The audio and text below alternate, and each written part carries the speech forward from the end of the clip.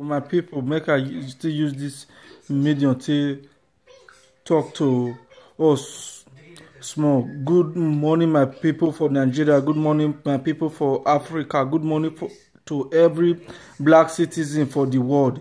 You understand now? Your boy again. Also, I won't use this medium to talk to my people, my Nigerians in diaspora. I beg, make we still sit down, think about this our country for once. Make we still think about our home. As in, now say the country not good for us. Now make each and every one of us come up for us.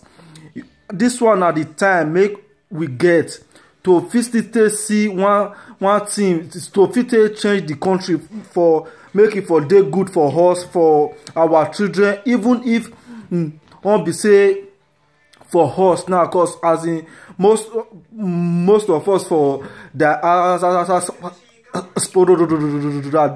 they okay on their own. Now our people for us now be the problem. I beg make we use this medium to talk about our country. We put person make it go make our country good for us. Cause we ourselves person only with okay for the diaspora. Now our people for us not they okay. Now they be the and they face the problem of that country, and once they still they okay, our burden here go still reduce. If as in okay, just think of say now you now be the breadwinner for your house, or everybody for your house.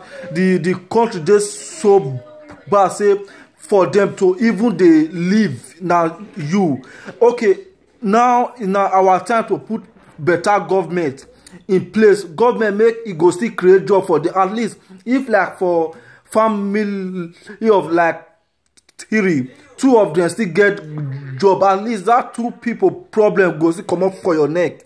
Because every time their problem now is still our problem. Maybe we still talk to our people. Maybe we use this medium to talk to them, still give them sense, still join them, even if we not they still join, they put better government, make it go make the country they good for them, make it go make the country they good for us. Because even most times if they pay me say if people for Nigeria, Nigeria they campaign for PDP, APC, it go still they good. But if they pay me, if I see people for diaspora, for Europe, America, Asia, Australia, different continents, in diaspora they campaign for PDP and APC, I go just he go they boil me say people your they wear they lights, they pray make their people for us they darkness. People you they see light, everything make you they enjoy for diaspora. Now their government put them in place. That's why this country or any country you they good for you. Now make you they comfortable. You still they campaign for people make they not get any good record for our country. They not get any good plan. You yourself know say they not get good plan. Every of us also all these people not get good plan for our country. As in they pay me when I did they see youths make them ever gain any significant thing from either PDP or APC. Still they campaign for these same people make you come on for your country. Now these same people now they responsible and they pursue us come on for our country. Now then some of us still they campaign for sometimes they baffle me. You understand?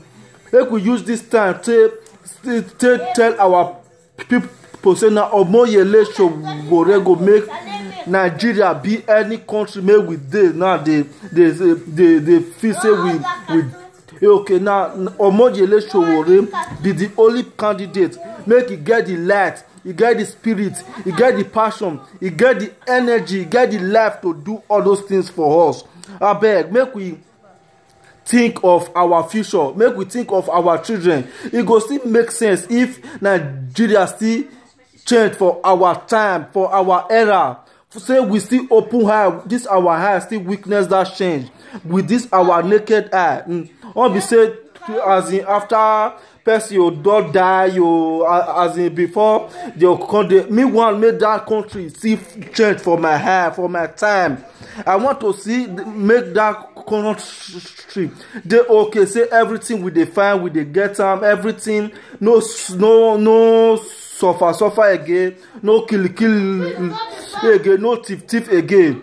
Abeg, our people for diaspora, e dey pain me well if I dey see una dey campaign for dis same people may pursue you comot for your country.